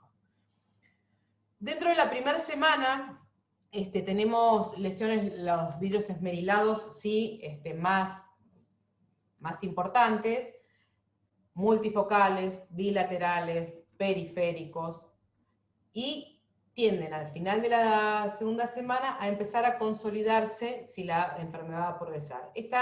Fue el 5.º día del hisopado positivo. ¿Sí? El 5 el 5 de noviembre se detecta, el hisopado da positivo, y el 9 se hace la tomografía, por aumento de la dificultad respiratoria del paciente. Este sí tenía síntomas. Y esta es la radiografía, que vieron que los infiltrados, bien, gracias. Este es el scout view del tomógrafo en realidad, pero se los muestro para que vean que no se ve nada, sinceramente. Este es otro paciente que el 31 se detecta el hisopado positivo, y el 4 le piden la tomografía, hacemos el scout, y las primeras que hicimos, tengo que admitir Y bueno, que pero dije, si te querés hacer hisopado, ¿te lo puedes hacer? esto va a dar negativo. Sí, 7500. Entonces, cuando empezamos a adquirir las imágenes, vemos los infiltrados, que yo no los veo acá, en vidrio esmerilado, bilaterales, periféricos y típicos de COVID.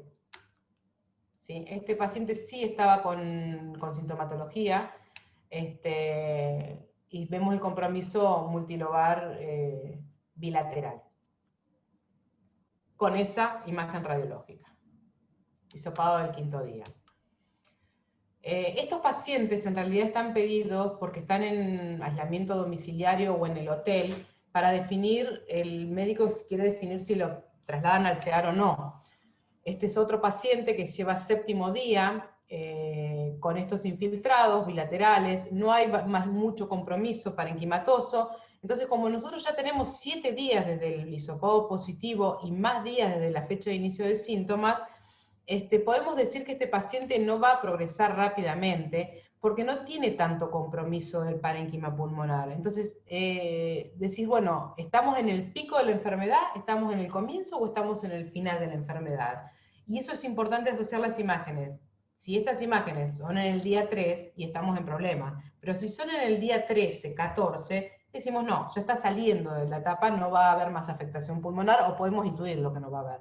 No sabemos si después hace un TEP y se descarajina todo. Entre la primera y segunda semana es donde más florida está la enfermedad, a los 10, 12, 13 días, y donde empiezan los vidrios esmerilados a consolidarse y a hacerse consolidaciones bilaterales, periféricas, y se empiezan a confluir y a hacer patrones más mixtos. Este paciente también, de hecho de la tomografía después se fue para internación, estaba en el hotel. Ahí vemos cómo ya el vidrio esmerilado deja de ser esmerilado y empiezan a haber consolidaciones, y acá vemos cómo la consolidación empieza a tener el broncograma aéreo, si bien es en una zona chica, después se les prende fuego. ¿Sí? Otro paciente con los patrón típico, redondeado, en vidrio esmerilado, bilaterales, multifocales, periféricos, todos muy bonitos. Otro paciente, esta paciente, ven que ya ahora las imágenes no empiezan a ser todas tan lindas y nítidas y bonitas, porque hay pacientes que no pueden respirar, no aguantan la respiración, o sea, se lo hace tirado a la camilla como venga. Esta paciente obesa, hipertensa,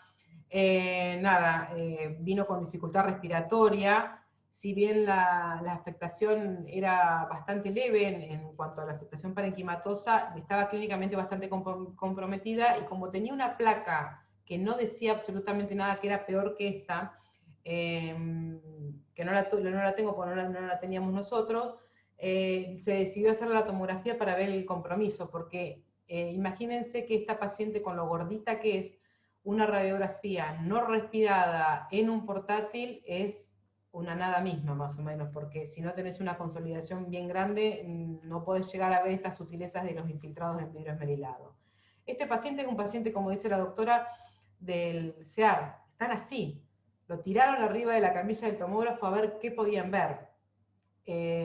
Consolidaciones, broncograma aéreo, esmerilado, todo junto, patrón en empedrado, y eso se da después de la semana 13 a 14, cuando ya el paciente se complica, podemos tener estos patrones mixtos y de consolidación, que llevan en el futuro a la fibrosis por los infiltrados en engrosamiento de los septos interlobales que hacen los Esto es infiltrados. para mamá. Mamá te vas a caer, me vas a tirar todo. Felipe, basta. El resultado positivo de este paciente, el 11 de octubre, con esta radiografía como crítica le falta inspiración, pero el paciente no podía inspirar. O sea que este es un paciente real que no podía inspirar, le faltan los ápices pulmonares porque se la deben haber hecho a las corridas porque no podía respirar, tenía opacidades bilaterales múltiples. Esto fue el día 12, empeorando su situación, ya internado. El día 13 lo tuvieron que intubar, y se ven mejor los campos pulmonares porque está intubado, ¿sí? Pero el compromiso es bilateral, con consolidaciones bilaterales, la progresión con radiológico, y el día 15 sigue intubado, y actualmente le hicieron el 1 de noviembre una tomografía en el MOLAS, esta tomografía es del MOLAS.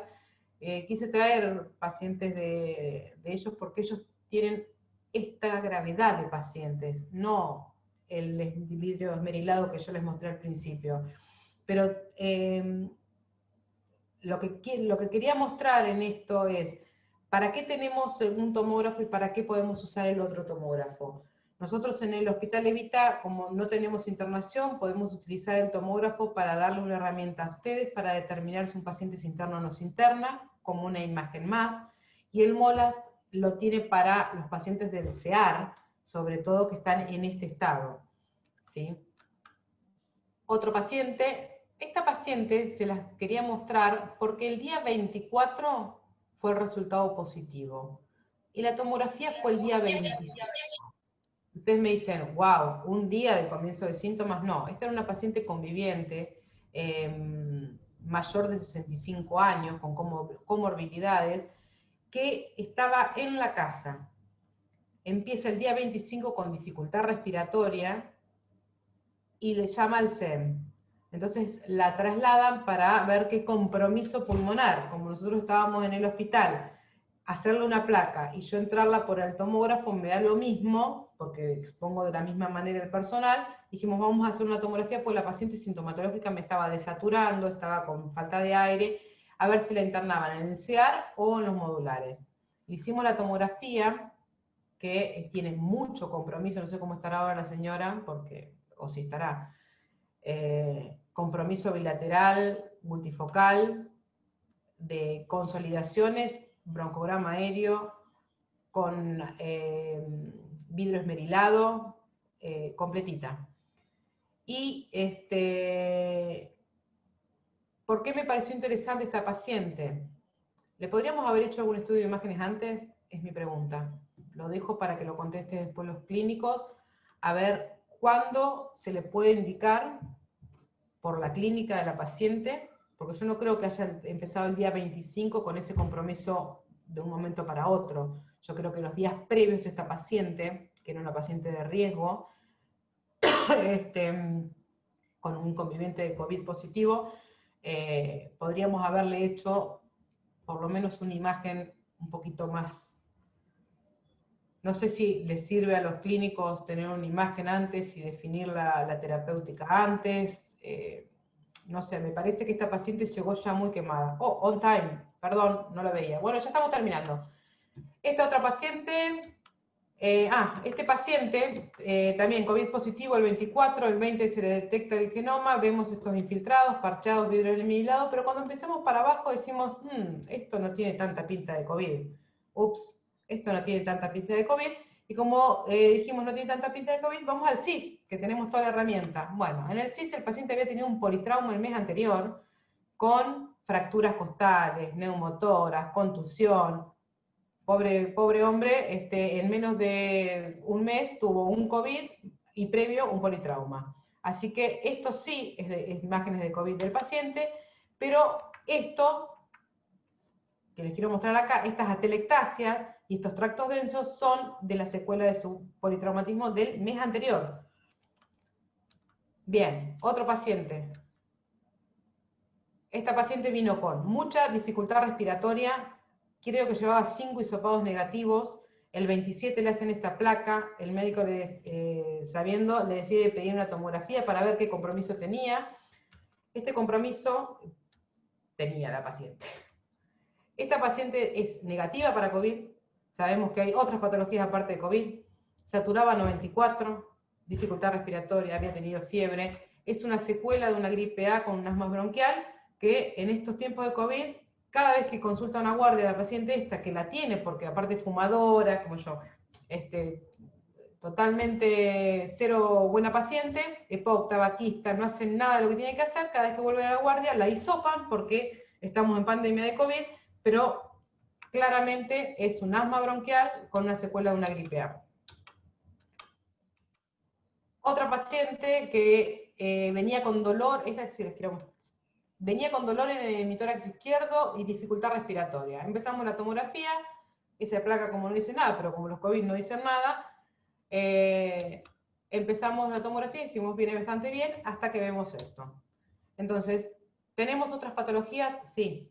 Tenemos tumores de pulmón, tenemos secuelas de gripe, tenemos otras patologías que también las tenemos que estudiar. Con esta imagen radiológica, que si yo la veo con muchas ganas, acá veo la traca, tenemos un desfiladero en el bronquio fuente izquierdo, podríamos haberlo interpretado con un aumento en la densidad retrocardíaca, que no la van a ver, pero no importa. Sepamos que también tenemos otras patologías como estos pequeños tumores de... Entonces, esto me da pie para decir, ¿pedimos el par radiológico sí o no? ¿Nos aporta o no nos aporta? Sí, nos aporta. ¿Vemos masas retrocardíacas que en el frente no las vemos? Y masas grandes. Entonces, tenemos al paciente, hagamos el par radiológico, yo opino que sí. Esto lo robé de uno de los tantos webinars que hicimos, que me encanta porque los patrones son fáciles, esmerilado, consolidado, patrón en empedrado. Lo que tenemos que es asociar el patrón, el momento de la enfermedad y el paciente. Digamos, la imagen sola no me sirve absolutamente de nada. Y aunque no lo veamos, el sol siempre está. Esta también la saqué, me encantó, no se ve absolutamente nada, en la tomografía sí se ve. Bueno, terminando, solamente ves lo que buscas, solamente buscas lo que conoces. Mucha suerte, estamos para servirlos. Y la neumonía por COVID tiende a manifestarse en tomografías computarizadas de pulmón desde el inicio de la enfermedad, siendo una herramienta en el diagnóstico y en el seguimiento de los pacientes, aportando información para la toma de decisiones en cuanto al tratamiento a seguir, con una alta sensibilidad y especificidad. Esto yo sé que es la idealidad, no es nuestra realidad, pero sí tenemos una herramienta más que podemos coordinar y usar. Gracias. Me recontra pasé en el tiempo. Yo te dije, sacame el micrófono. No No, hablo más. está bien, doctora Vitoloni, ya nos tiene acostumbrado, pero la verdad que estamos Perdón. teniendo tantos saludos en el chat que nada, que la dejamos. Bueno, Caro, muy linda la presentación.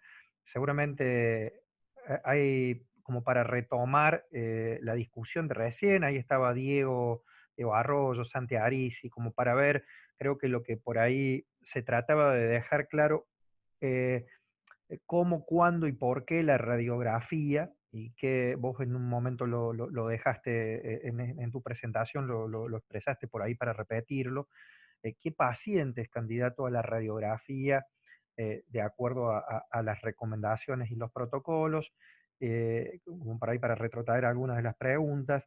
Luego creo que también surgió la posibilidad de con qué el seguimiento, porque a veces es un paciente que ya lo tomografiaste y está internado, y bueno, cada cuándo, con qué periodicidad, en qué situaciones hay que seguirlo radiológicamente. Y yo te quería tirar ahí que no se dijo, pero había alguna inquietud y en algunos otros lugares aparece el uso del ultrasonido en el estudio de COVID. Y dejamos abierto para el resto de los compañeros lo que quieran Lo de ultrasonido te voy a hablar muy cortito porque la verdad que solamente se utiliza en las UTIs para seguimiento. Es muy inespecífico, expone demasiado al operador porque lleva mucho tiempo, las imágenes son muy inespecíficas y solamente es para ver consolidaciones periféricas. Cuando el paciente está quemado en terapia, realmente estar 15 minutos al lado de un paciente con alta viremia no te aporta demasiado más que una buena placa.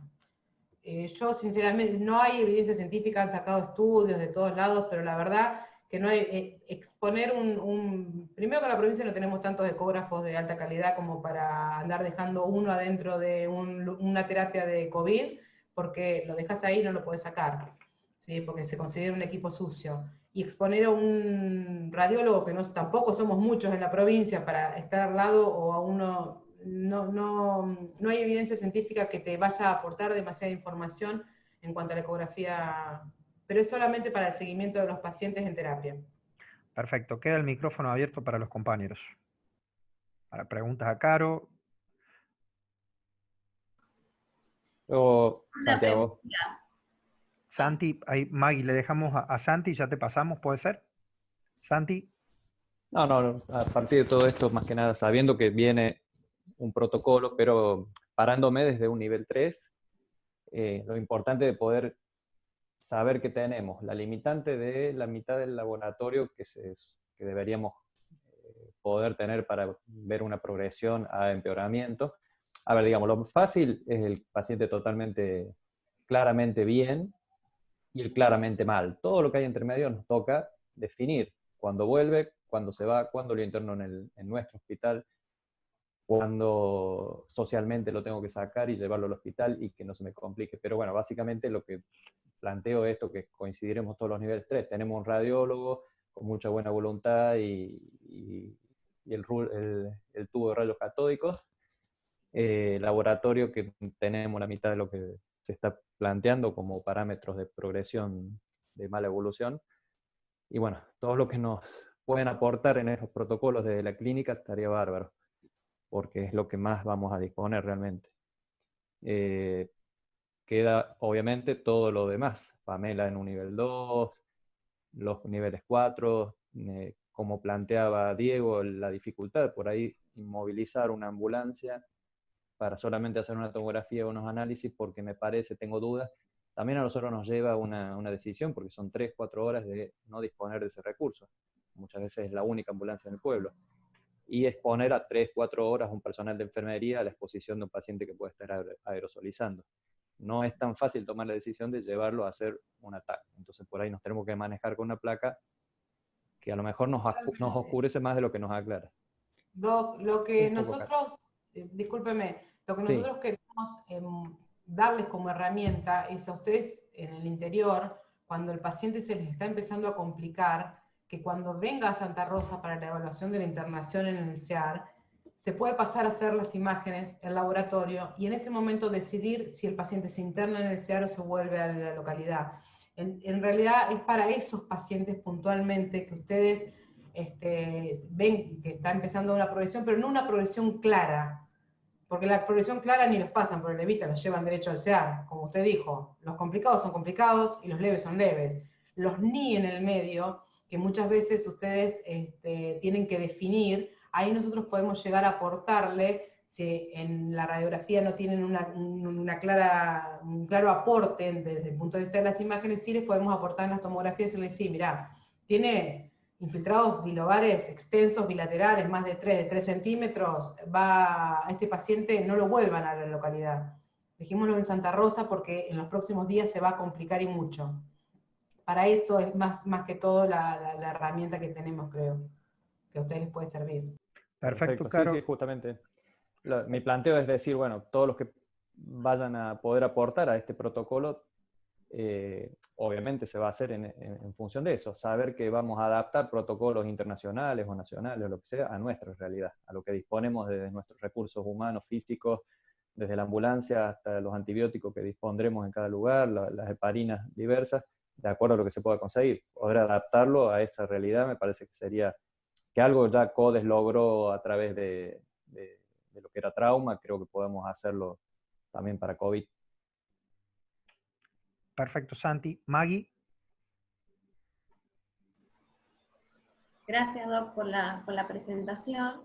Me pareció muy útil y quería preguntarle si más o menos, no sé si esto está en la bibliografía, pero, o sea, los patrones radiológicos, primero que aparece el vidrio esmerilado, después la consolidación, por último el empedrado, más o menos cómo hacemos. Sí, está totalmente estipulado, hay score de gravedad, hay score se llama CORRAD, es una clasificación de las imágenes en cuanto al tiempo evolutivo y en cuanto a la afectación parenquimatosa. Por eso somos muy insistentes en decir que no es lo mismo tomografiar a un paciente en el día 10 que en el día 3, con diferentes clínicas. La progresión de las imágenes son en vidrio esmerilado, primero unilobares, multifocales, periféricas, pseudo-redondeadas, después se van confluyendo, van haciendo bilaterales progresivamente durante la primera semana, van haciendo empedrados con patrones mixtos y con engrosamiento de los septos interlobares, y con la consolidación en etapas finales, bilaterales, periféricas, multilobares. Sí, hay una progresión radiológica desde el vidrio esmerilado hasta las consolidaciones, en gravedad de patología y en progresión de enfermedad. Sí, está totalmente estipulado, por eso yo les pido que cuando rellenen las órdenes en el sistema, me pongan la fecha de inicio de síntomas. Es importantísimo correlacionar. Si yo tengo un vidrio esmerilado, parciado bilateral, menores a 3 centímetros en un paciente en el día 10, es una cosa. Si yo lo tengo en el día 3, es otra cosa. Entonces, si yo tengo una consolidación multilobar, multifocal, bilateral en el día 4 o 5, ese paciente en el día 10 me va a quemar mal. Les va a quemar a ustedes mal. ¿Sí? Porque estoy en el día 5 y todavía estoy en el acné pico de la enfermedad. Sí, hay una correlación ideal. Gente, ¿alguien más mientras Caro ata los perros? ¿Alguien más que quiera hacer alguna pregunta? Yo, Juan, la verdad que, bueno, excelente la presentación de Caro, y yo estoy un poco de acuerdo con Arroyo, en esto de que hay que pensar si hacer la tomografía me va a aportar algo a la evolución, ¿sí? Si el paciente es leve y satura en 95, no sé si necesito tener una tomografía en ese momento, salvo que la condición clínica lo amerite. Está bueno esto de poder correlacionar y si me va a aportar algo. No todo estoy de acuerdo con lo que decía Maggie, no todos los pacientes necesitan una tomografía, salvo que yo sospeche o que vaya a intervenir de otra manera, o que no me quede claro el patrón que tiene, o que esté buscando alguna respuesta de la gravedad clínica del paciente. Está bueno también quizás poder charlarlo cuando no estoy muy segura, para no trasladar al paciente y exponer personal, mover una ambulancia, cuando no me va a cambiar la conducta del paciente. Sí, Ana, totalmente. Mira, en estos 15 días que estamos atendiendo pacientes con COVID, estoy 100% de acuerdo con vos que tenemos que hacer un diálogo colega-colega. Porque ayer justamente hicimos una paciente que para mi criterio no tenía criterio de tomografía. La paciente tenía fiebre, no tenía dificultad respiratoria, una paciente sin comorbilidades, y me parece que fue más la ansiedad del colega que de las indicaciones de tomografía. Se la hicimos porque estaba a criterio del colega y el colega lo pidió, pero el estado general de la paciente por ahí no ameritaba la tomografía. Entonces, está bueno que generemos ciertas indicaciones precisas para darles herramientas a los médicos que atienden a los pacientes, de quedarse tranquilo y decir, a ver, si la paciente no está desaturando, si la paciente no tiene dificultad respiratoria, si la paciente no es necesario la tomografía. Si tiene COVID, sabemos que vamos a encontrar imágenes, porque tiene una especificidad del 97%. Entonces, yo en pacientes asintomáticas voy a ver imágenes. Entonces, ¿de qué me sirve ver las imágenes si yo ya sé que el paciente es asintomático? Sí me va a servir la imagen cuando el paciente no me cierra en el cuadro clínico, no me cierra en la saturación, no me cierra en el laboratorio, porque veo que se está por complicar o porque tiene un TEP que lamentablemente nosotros ahora la bomba, el tomógrafo lo tenemos instalado en febrero. En marzo vinieron a hacer las aplicaciones y iban a venir en abril a colocar una bomba. La tengo una bomba nueva en una caja y no ha podido venir la gente a hacer la aplicación de la bomba. Entonces no podemos hacer angio-TC, que es una de las complicaciones que sí son muy frecuentes en los pacientes graves, y es necesario sí hacerle la tomografía, porque es el gol estándar. El paciente no te progresa, empeora, entonces necesitas verle la complicación. Pero estoy totalmente de acuerdo de que no es, digamos, tendríamos que pautar entre todos, clínico, infectólogo, radiólogo, en qué momento hacérsela. Porque si no vamos a empezar a hacer tomografías a pacientes que en realidad no tienen criterio, porque no me va a modificar ver imágenes más o menos. Estoy totalmente de acuerdo. Gente, ¿alguna otra inquietud? Juan, yo por ahí para agregar algo con esto de que del manejo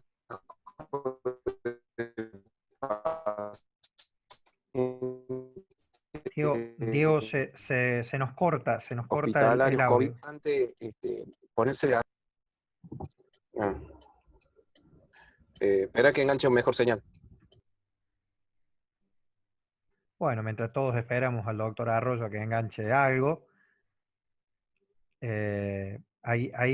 estoy esperando para darle la palabra también a Caro Fiorucci, que está siguiendo y que nos interesa su opinión por el manejo de la embarazada COVID, que queríamos hacerle una pregunta, una consulta, porque hemos tenido situaciones.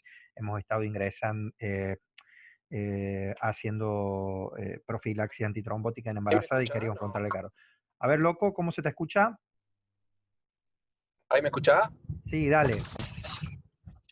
Que en base a esto de que se está haciendo los pacientes No, Diego, no se escucha, loco. No se escucha nada. Y nos contamos. Diego, bueno, se escucha muy entrecortado, mi loco. Bueno, Caro Fiorucci, ¿estás ahí, Hola, Caro? Juan. Sí, Hola. estoy. Bueno. No sé si soy la persona indicada. No, Más que nada seguramente. estoy conectada para Seguramente poder que también no. aprender un poco. Preséntate, Caro, porque hay compañeros que no tienen el gusto de conocerte. Yo soy Carolina Fiorucci, ginecóloga del Molas y también especialista en mastología. Perfecto.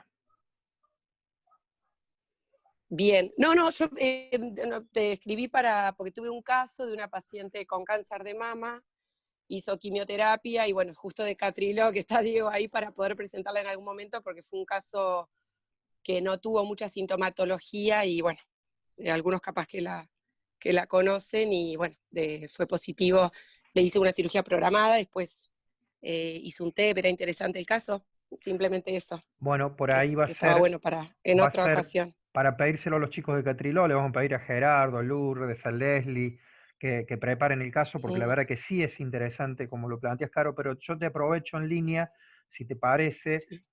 Lo íbamos a dejar para alguna otra oportunidad, pero bueno, estamos teniendo pacientes embarazadas diagnosticadas de COVID en nuestras localidades, y el protocolo nos pide hacer la profilaxis antitrombótica. ¿Nos podés comentar algo de cuáles serían las recomendaciones? ¿Con qué, cuándo, cómo, durante cuánto tiempo? Enoxaparina, no, la verdad que no me parece que estoy para darlo tanto, pero bueno. Si querés para la próxima. Bueno, es para tenerlo presente porque también está esta posibilidad de vincularnos sí. con los chicos, y esto lo reflejamos con que es muy escasa nuestra experiencia. No tenemos 50 embarazadas en las cuales hemos hecho profilaxis. Por eso preguntamos, sé que estaban los chicos de Macachín, están los chicos de La Ahumada con Victorica que lo han estado haciendo, compañeros de Duval, en Hacha. O sea, fíjense las localidades donde estamos teniendo embarazadas que tenemos que abrir el ojo, lo planteamos el otro día, maternidad e infancia, y salimos un rato de las imágenes como para hacerlo. Bueno, te dejo entonces, te arme el lío. vos me metiste por un lado y yo te meto Para por el la otro lado. Para la próxima, dale, próxima hacemos te lo prometo, dale. un breve comentario del Brevísimo. protocolo de profilaxis con heparina para la paciente embarazada. Gente, ¿algún otro comentario? ¿Alguna otra inquietud? La verdad que nos sorprende gratamente, o no, que hemos sostenido a 100 personas conectados, siguiendo las presentaciones y las discusiones de los chicos. Así que la verdad que es un sábado a la mañana llamativo. ¿Algún otro comentario? Acá Romy Londero. Sí, perdón.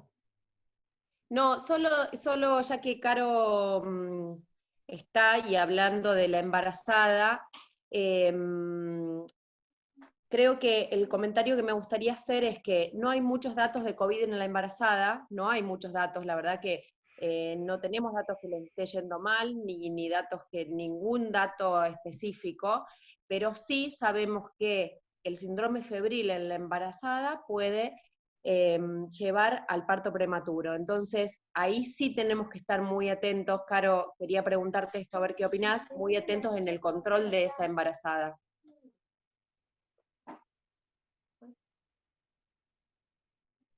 No se te escucha, Caro. No hemos tenido la experiencia de pacientes sintomáticas con fiebre, viste, Anita, no hemos tenido, pero sí la paciente en general febril, que nosotros tenemos que, sí, la manejamos, bueno, controlando los síntomas y por lo general las internamos, todas las pacientes con fiebre hasta hacer el diagnóstico, pero en contexto de COVID no hemos tenido pacientes aisladas, positivas, asintomáticas. Hasta ahora, gracias a Dios. Anita, no sé a qué más apuntabas vos. A esto de ser cautelosos y de tener mucho cuidado en el febril prolongado, o sea, en la fiebre persistente en la embarazada, por la posibilidad de parto prematuro, Caro. Claro, sí, sí. En ese contexto las internamos, hacemos la maduración pulmonar, depende de la edad gestacional, neuroprotección, lo que sea necesario, y bueno, y estudiar la autoinhibición. Claro, una paciente que se interna y que debe ser derivada, sí, claramente. Bueno, por ahí va a ser interesante en alguno de los encuentros a hablar específicamente de embarazadas, por lo menos ya ir teniendo claro lo del protocolo de la profilaxis antitrombótica, chicas. Y bueno, era pedirles si pueden dejar los números telefónicos ahí tanto a Fergo Goitía por el circuito de Pico, y pedirle a Silvia o a Maggie si tienen el número de contacto por el circuito de Santa Rosa para las interconsultas, y a la Caro Vitoloni por lo que son imágenes tomográficas para el circuito también de Santa Rosa. Si los pueden ir poniendo ahí, les agradeceremos, así vamos copiando y agendando. Ahí los chicos de 25 de mayo, Mariana, bueno, sí, está grabada la presentación, Mariana, ya la vamos a colgar de la página, la vamos a correr del aula virtual y se la vamos a pasar el link para que todos las puedan ver. Los puérperas también están preguntando. Bueno, vamos a repasar ya para... Sí, yo Maggie. quería decir algo de eso, de la profilaxis. Por lo menos cuando hicimos el protocolo habíamos estado repasando las mujeres embarazadas que son COVID positivo, que son leves o asintomáticas, hacer una profilaxis por 2 semanas. Y aquellas que requirieron internación, mandarlas de alta 4 semanas más con la heparina de bajo peso. En el caso del puerperio se extiende a 6 semanas. Bueno, eso, Maggie, había una charla con Silvia de cómo podamos ir. SEAR ha hecho un protocolo con el cual han participado los chicos y está muy bueno, lo vamos a colgar también para el acceso. Por ahí, para nuestro perfil, era muy amplio y lo que queríamos era acotar un poco más al manejo hospitalario de un nivel 3, un nivel 4. Pero esto está también en el protocolo del SER, que los vamos a pasárselos a ustedes, y la tarea para estos días es poder armar nuestra comisión de redacción de lo que va a ser nuestro protocolo en virtud de la experiencia y lo que se acuerde. No es poca cosa. Estamos teniendo recién nuestra primera experiencia, estamos armando nuestros circuitos de referencia contra referencia y lo que queremos es consolidar esta plataforma y trabajar lo más organizadamente posible para permitirnos que los pacientes puedan manejarse todo lo posible en el primer nivel de atención con el acompañamiento y la supervisión de nuestros especialistas y viceversa, ¿no? De poder también los hospitales rurales descomprimir en muchas instancias lo que ocurre en otras localidades como nos ha pasado. Hoy nuestros hospitales están internando pacientes de otras localidades en vez de estar trasladándolos a Pico o a Santa Rosa en esta cuestión de pensarnos con una red regional y solidarizada en cuanto a las dificultades que ofrecen los brotes. Se nos caen los equipos, se nos prende fuego un geriátrico, bueno, situaciones que van pasando. Y como para ir buscando un cierre, para no extendernos más de lo permitido, es recordar también lo siguiente. Lo estamos hablando con los jefes de zona de cada una de las regiones, lo de poder conseguir que los compañeros que aún no han tenido la experiencia en el manejo COVID puedan acercarse a rotar junto con su equipo, médico, médica, enfermero, enfermera, kinesiólogo, kinesióloga, como el perfil habitual de lo que sería personal sanitario que va a abordar COVID, pueda acercarse a rotar a los modulares para estar interactuando con Dani, con Maggie, con Silvia, los chicos de Pico, con Anita, con Martina Go, que estuvo por ahí conectada, pero está calladita, y con otros más. Y lo mismo por el circuito de Pico, hacerlo con Fernando, hacerlo con Luciana, hacerlo con Lucía.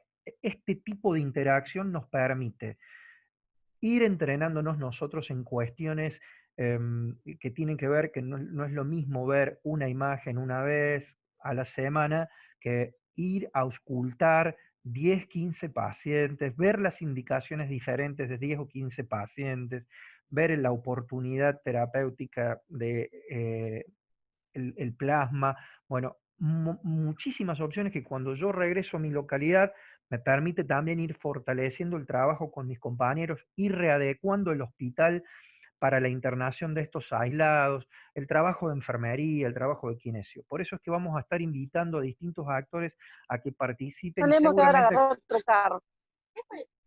Perdón, silencio ahí, qué bueno poder.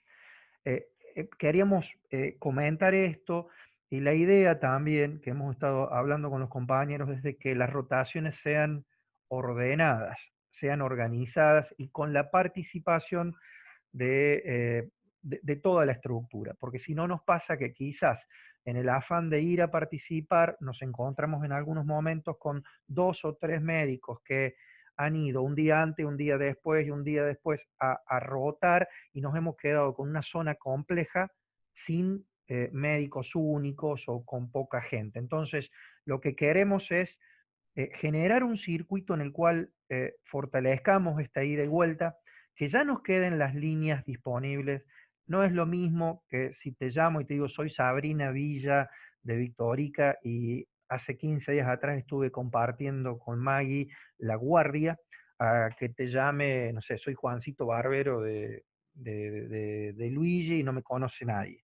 Entonces, queremos generar este tipo de intercambio, queremos fortalecer, pero lo queremos hacer organizado para que no nos pase esto de que tengo la guardia mañana y no puedo ir porque tengo mi pueblo incendiado y no tuve esa previsión.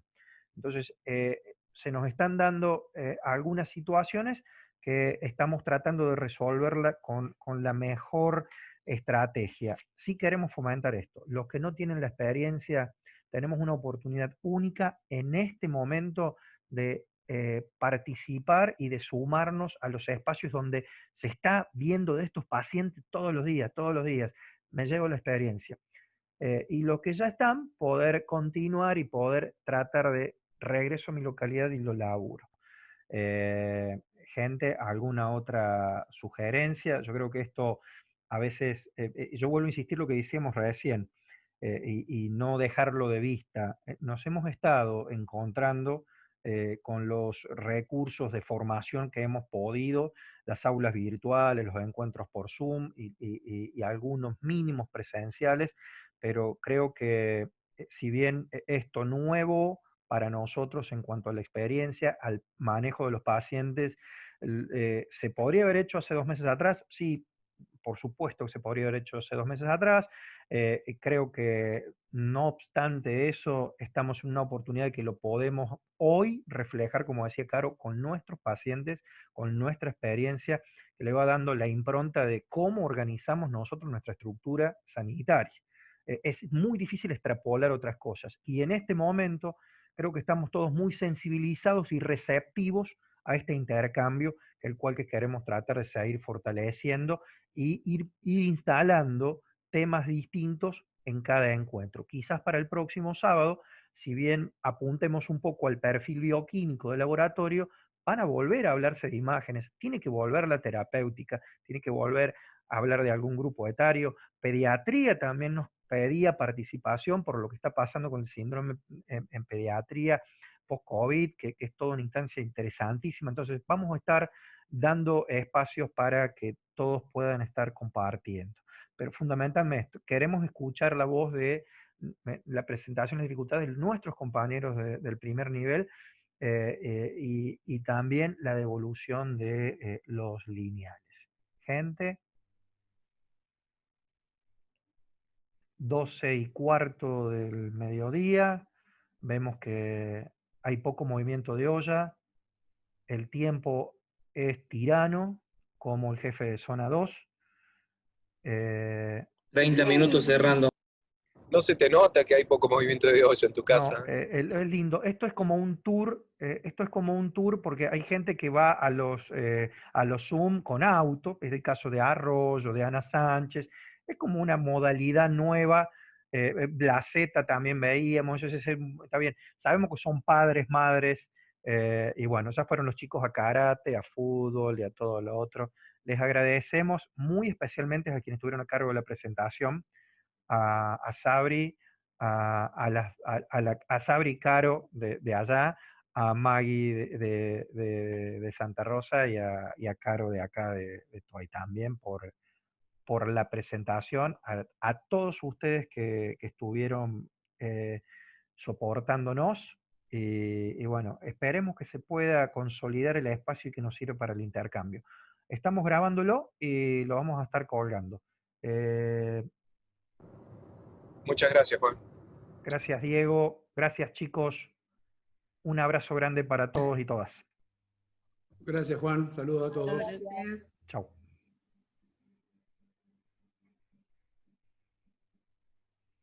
Chao, sí. Chao, Martín.